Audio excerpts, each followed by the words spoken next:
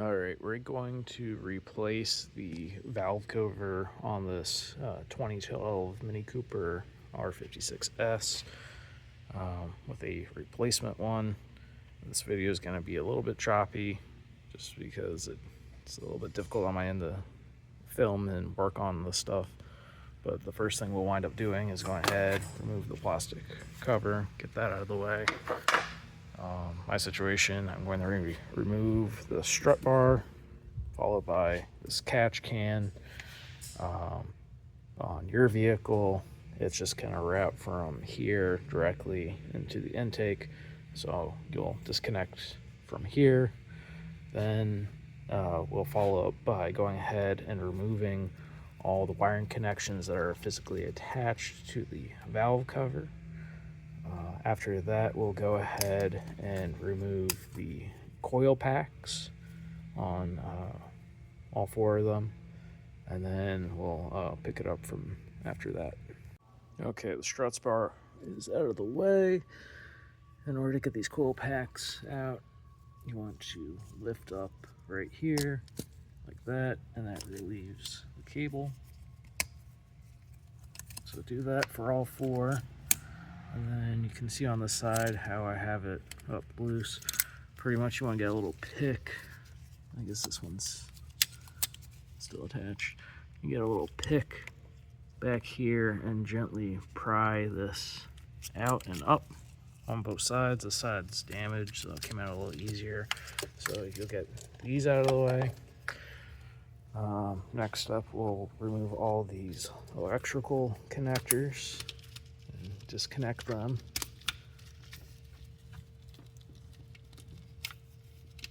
Alright, I need two hands for this, so we'll come back in a moment. Alright, we're back. So a little pry bar is useful in this situation. Get these off. I don't think you have to, but you can disconnect the O2 sensor going to the turbo. So these are off. In order to get these out, just give them a little twist and the whole thing can pry out. It looks a little wet, so that's not good. Let's see. It's also a little wet. Oh, that's very wet. That's bad.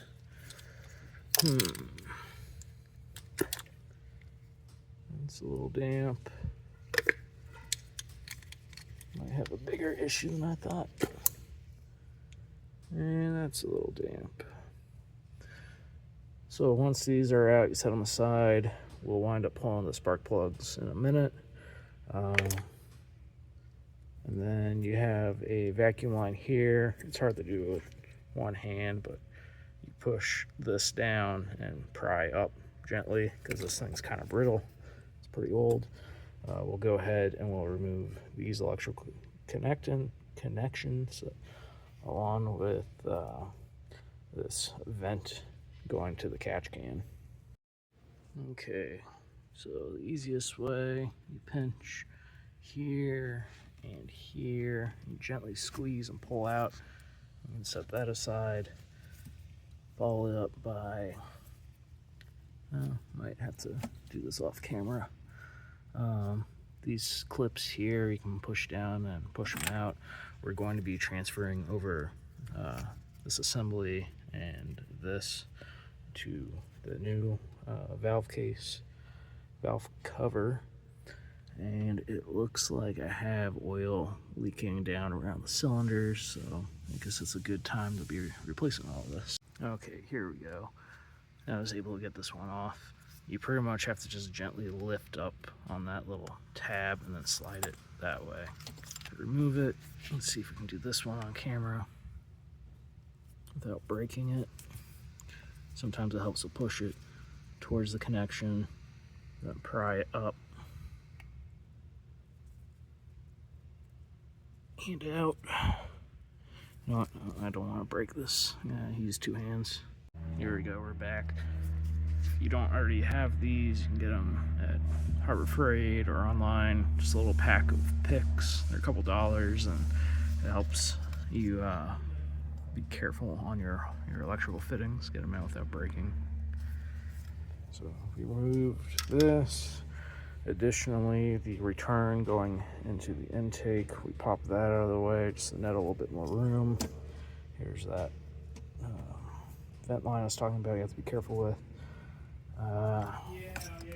So later we'll pull these out and transfer them over. And then the next thing, I believe, let's see if I can get away without pulling the air box, but all these large hex bolts, we want to loosen them all out, and then we will gently pry the valve cover off, and we'll come back for that. Okay, we're back. So it's kind of hard to see, but down here there's an 8mm little grounding bolt. You want to take that off first. I like to keep a little magnet handy, that way it doesn't fall into the void and disappear forever. So we'll take that off, then we'll go around and hit all these exterior 10mm, followed by the two that are down in here. All of those will come out, and then we will gently pry and go around and pop the whole thing free. All right, we're back. So we went ahead and loosened all these bolts. Then I took a little pry bar and just very gently, if it's fighting you, stop, but you see, gently pry it, and we'll go around the whole thing and wiggle it and see if we can get it to come free. It feels like it wants to go. Just make sure I'm not threaded and hung up somewhere. So I'm gonna go back. Probably need 2 hands. Let's make them out with 1 hand.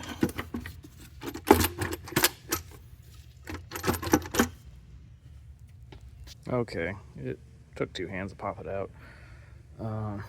So we can see some oil went down in there. I didn't have to pull the spark plugs, but we'll go ahead and probably try to wipe that up with a towel so it's not so nasty down there.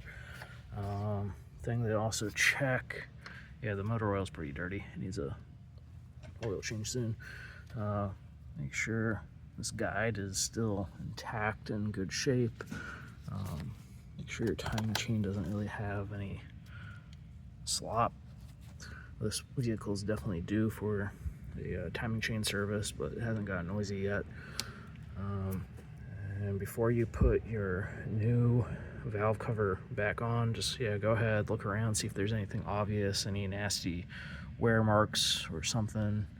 I'll probably have to do a couple double checks on this. You'll go ahead and just clean the whole surface with a towel, maybe a little bit of brake cleaner, where the new gasket's going to line up. And then when you inspect your new valve cover, we'll look at the old one for reference. Just go ahead and go over the whole thing, make sure it's sitting nice and not popped up funny so there's no oil leaks on the new one. And you'll take a little bit of oil, just go ahead and rub it on all the gaskets, even over here. We'll have to transfer over these little shrouds that go down by the spark plug. If you mangle them, you can replace them. They're a couple dollars, but it's just a nuisance. You also want to check that these two right here, these gaskets are intact and lubed up as well on the new valve cover. That way you don't have any potential oil leaks. So we'll come back in a minute to that. All right, so if you run into the same issue as mine where you had a bunch of oil built up in the bottom of these spark plug wells, the easiest solution I had was you take a rag and a pick and just gently work the rag down to soak up as much oil, and then come back and spray some brake clean and rinse and repeat a couple times. I guess if you don't have a pick or anything that would work well, where's it at? This spark plug socket for these cars specifically, you can at least get it to go down and you can fish out a little oil at a time, but ideally try to find some really thin rags or shop rags and use a pick. That would be your best bet. Alright, so going back to the old valve cover, these little spark plug heat shield shrouds, whatever you want to call them, they're usually sticking up and out. I push them down that way and through, and then go ahead, wipe them down, probably hit them with a little brake clean. And the thing I like to do is go ahead and install these first. Just real gentle, push them down. You don't want to crush them. Just reinstall all 4 of those. Then we'll go ahead and transfer over these 2 sensors. Make sure, just tighten them down hand tight. You don't want to strip them out. And then reverse assembly. We'll go through that in a minute. Going back to what I was saying, you want to inspect your gaskets. You see how this is sticking up a little. Just want to kind of make sure everything's pushed down properly. This one wasn't even in the groove. So you just want to go through, visually inspect everything, push it down, make sure everything's set. These gaskets, and take a little bit of oil. Just go ahead and pre-lube all your gaskets. You don't need a ton, just a little. All right, we're back. So instead of having the heat shield sticking out of the top of the block, I wound up pushing it back through the valve cover while setting it down. Makes it a little easier. You can always go back and adjust it. So try to line these up gently, push them down, and then we'll go around and just start threads in a little bit at a time throughout, and just keep wiggling this around to make sure it seats properly. And then we'll go ahead and go through a proper torque sequence, and then it's reverse assembly.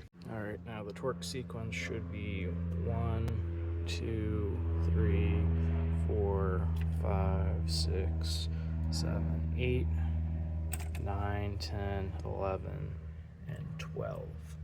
But please double check with a diagram just to make sure. And the torque should be about just over 7 foot-pounds. That comes out to about 88 inch-pounds, or I believe 10 newton meters, but I'll try to add that in the description, but also double check just in case something is different or crazy.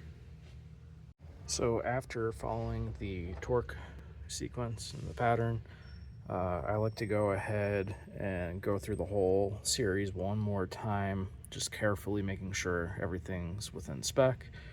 If you don't already have a torque wrench, I like this little AC Delco. It's pretty accurate for low-end stuff. I'd recommend also getting a big one or 2, depending on what you're working on. See if I can get a product number. But if you look that up, it's a good little tool. Not terribly expensive, and it'll scream at you when you get close to your spec. Alright, so trying to remember. You put your wiring back in place. Back here, don't forget that grounding wire that's going to be bolted down there. And then I still have to plug these, pull the sensors off of that valve cover, put them in, and then replug them. And everything else is just reverse of assembly. Once you get it running, you just want to keep an eye and see if you're leaking any oil. Every time you do a fill up, it's not a bad idea to just go ahead and do a quick visual inspection for any new oil leaks. These cars are notorious for leaking oil, so it's not much of a surprise, but just keep an eye on things. Saves you from bigger headaches down the road. And I guess additionally, you'll probably see a little bit of smoking coming out of the engine bay as it's burning off oil residue, so don't be alarmed, but keep an eye on it, make sure it's nothing bigger. And if I have anything else to add, I'll add it to the end of this video, but that's pretty much it. So here's that PVC or PCV system I was talking about, and there's a spring it rides on. The whole thing kind of rocks up and down with the built-up pressure, but you look, seal just has some indentations on it, and it's probably just starting to give out. I wouldn't be surprised if when I take it apart, if it starts kind of tearing, but that's the failure point on these motors. I seem to get maybe a year or two out of them, just depending on how it is. This aftermarket valve cover, you can see a lot of oil buildup around the sides. Usually the issue is all these little tiny screws seem to kind of loosen up over time. Like there's just a gasket goes around this whole perimeter. So you might have to just go ahead and tighten it down just a little bit every once in a while. But again, this is your issue. And here's the overall once it's all back together. Just take your time, make sure all the wires that you disconnected are reconnected. That way the car runs and it's happy. Make sure that ground cable is connected. Coil packs are seated. Check your oil level and you should be good. So hope that helps.